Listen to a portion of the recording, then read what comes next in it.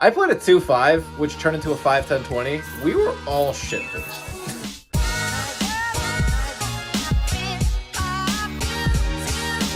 It's already 8 p.m. We have 4 hours to steal people's money. We drive off to a casino in Seabrook, New Hampshire called The Brook. Take a wild guess how it got named that. Look at the fit. The kids dripped out today. I say hello to my girlfriend, and we walk to the poker room. Hey man, what's wrong with you? I buy into the 2-5 game for $1,500, which is the maximum. We take our seat right away.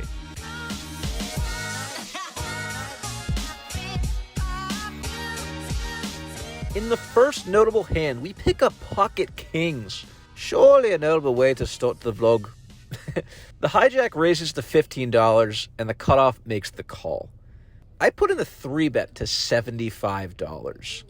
The hijack doesn't think it's enough money and puts in the 4-bet to $200. The cutoff gets out of the way, and action is back on me. Unfortunately, I have a genetic predisposition for not jumping high. I'm Caucasian. So I was never able to dunk a basketball, but one thing I can do is slam dunk my chips in the middle. I'm all in, sir. The hijack lets out a deep sigh, and he's like, oh, God. He makes the call. I let him know that I have cowboys, and we go off to see 5 cards.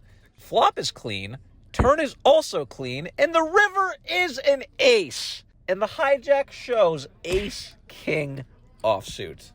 This is why I would never survive in the Wild West, because cowboys get royally fucked. You go to the bar once and get a revolver pulled on you. It's ridiculous. I wouldn't survive in the Wild West, and neither would these cowboys. They go down in flames, and we lose the first pot of the night. I'm being a good disciplined boy and folding for 3 hours until we finally look down at pocket 7s. There's a straddle on, and I raise to $40. The straddler puts in a 3-bet to $125. He is like $1,500 behind. If we flop a set, could probably make a lot of money. If we don't, could probably fold. If I do anything but call, I should probably quit poker. We go heads up to a flop of 9-7-3, all hearts, flopping ourselves middle set on quite an interesting board. The straddler decides to check it over to me. Just because he checked doesn't mean he has a bad hand. He could have aces, kings, queens, no hearts, trying to pot control. Or he could have ace, king, ace, queen, ace, jack with 1 heart. With all of my bluffs, I would start small. So with middle set, it's no different. I throw out $60. We could obviously get value from overpairs or flush draws. If a 4th heart comes, I'll want to bang my head in the concrete, but we'll cross that bridge when we get there. The straddler doesn't think too long before making the call. We go off to a turn card, praying to see anything but a heart, and the dealer delivers a black duck. Perfect. Race is no problem. Black, white, yellow, any duck is accepted, except the red ones. We have a little bit of prejudice for the ones with the heart. Anything but that, and we're cool. The straddler checks it over to me once again. This time we're going to ramp up the pressure. I throw out $300. The straddler legitimately snap calls. Clearly looks like he has something. And we go off to see one last card, which peels off the 9 of clubs. We improve to a full house, and the story gets even better. The straddler now leads for $500. He only has like $495 behind. So I look over at the straddler, and I'm like, I'm all in, dog. And he's like, huh? I said, everything you can eat, dude. The straddler said, dude, you weren't supposed to do that. And quickly snap folds. Thank you. Look at him blogging that shit. Little blogger. Everyone at my table was shit-faced drunk and when in Rome, right?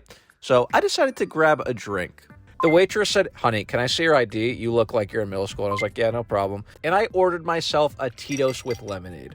The table has dwindled down to me and 2 other drunk players. So now it's just 3 drunk idiots playing 2 5-10. If you're asking, Corey, why do you wear rings on your fingers? It's a little fashion statement. The women love it. It attracts the ladies. If you don't believe me, within a few orbits, point proven. The small blind raises to $20, and the big blind makes the call. I have the feminine specimen, so that price is not remaining. I kick it up to $80. The small blind and big blind both make the call. We go three ways to a flop of Queen 8-7 rainbow. If you don't have any rings, get them right now. Action quickly checks to me, and back in high school, I couldn't get one lady. So sitting here with three, I'm quite excited. I toss out $80. The small blind calls, but the big blind gets out of the way. Got off to a turn card, which peels off the ace of clubs.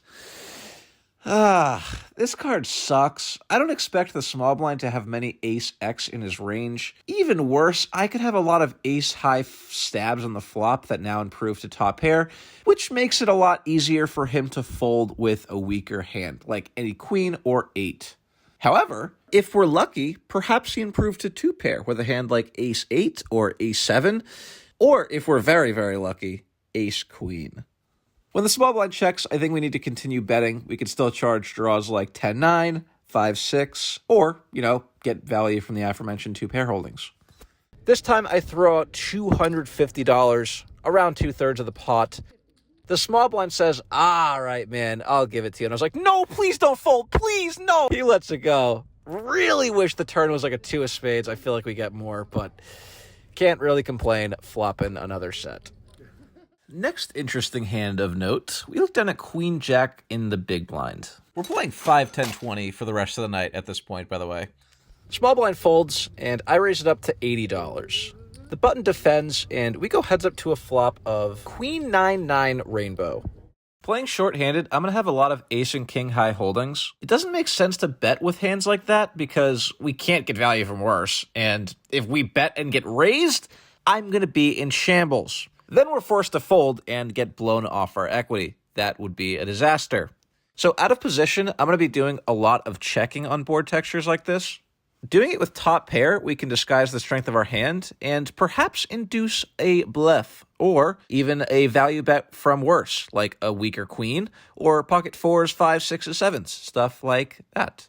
However, that does not end up happening as the button checks it right back. So we go off to a turn card, which peels off the deuce of clubs, introducing a flush draw, and now I think we have the green light to bet. We can charge any clubs that picked up a flush draw, or perhaps get him to do something wild. I toss out $60. Now the button decides to raise to $200. Well, with how we've played the hand thus far, I think we have one option. Going off to see one last card, which peels off the ace of hearts.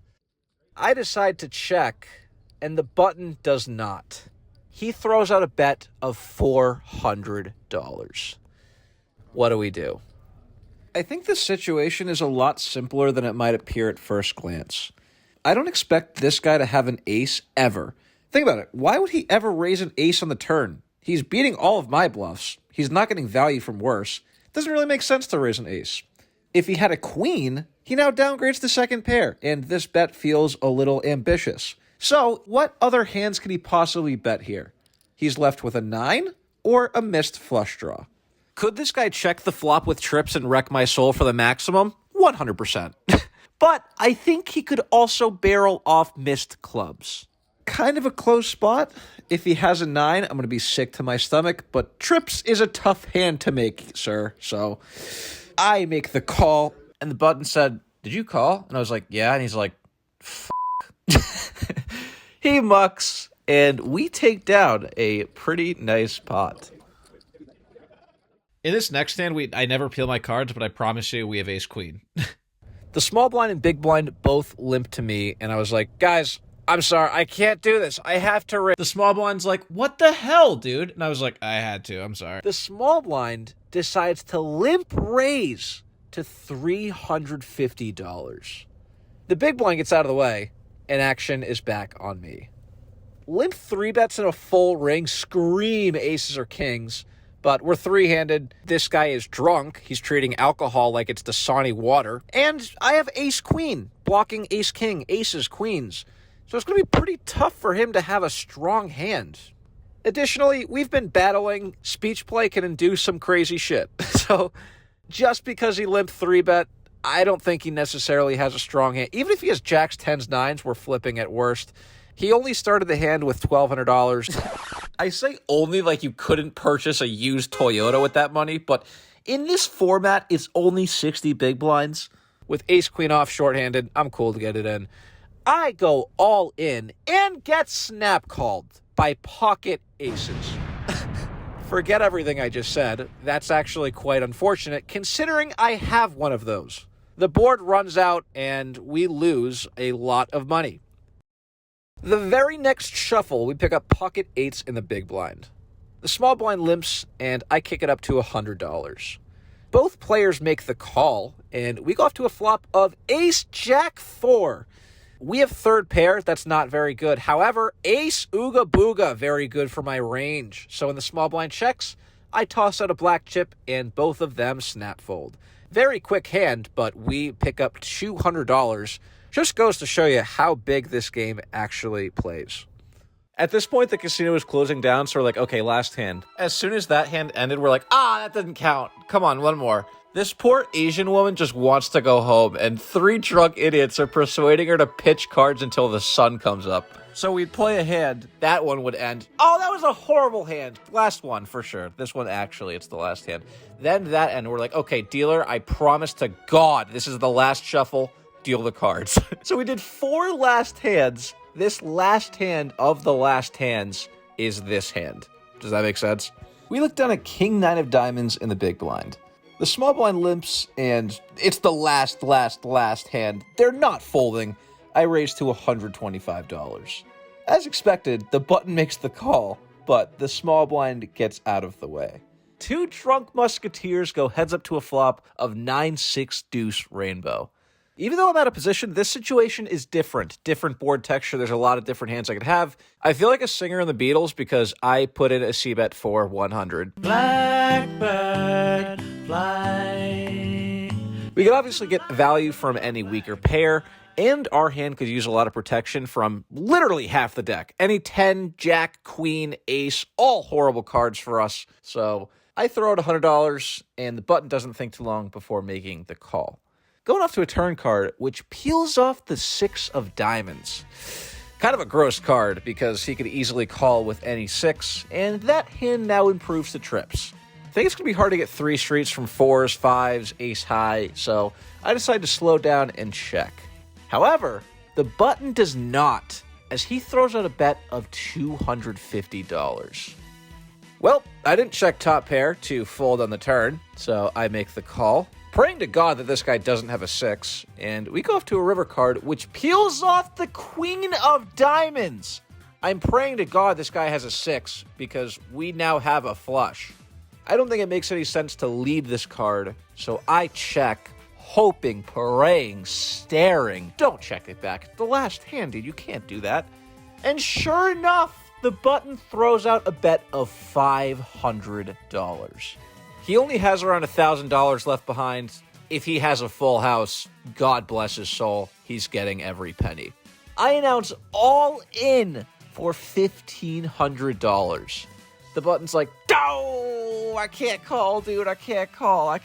He swiftly mucks his cards, and we scoop in a huge pot on the very last hand of the night. Ran pretty damn pure tonight. However, what this video doesn't show is 4 hours of raising, folding, and whiffing a bunch of stuff. So this is just the highlights. Keep that in mind. We were in for $2,500, out for more than that. Thank you so much for watching. If you enjoyed, please be sure to leave a like, sub, and goodbye.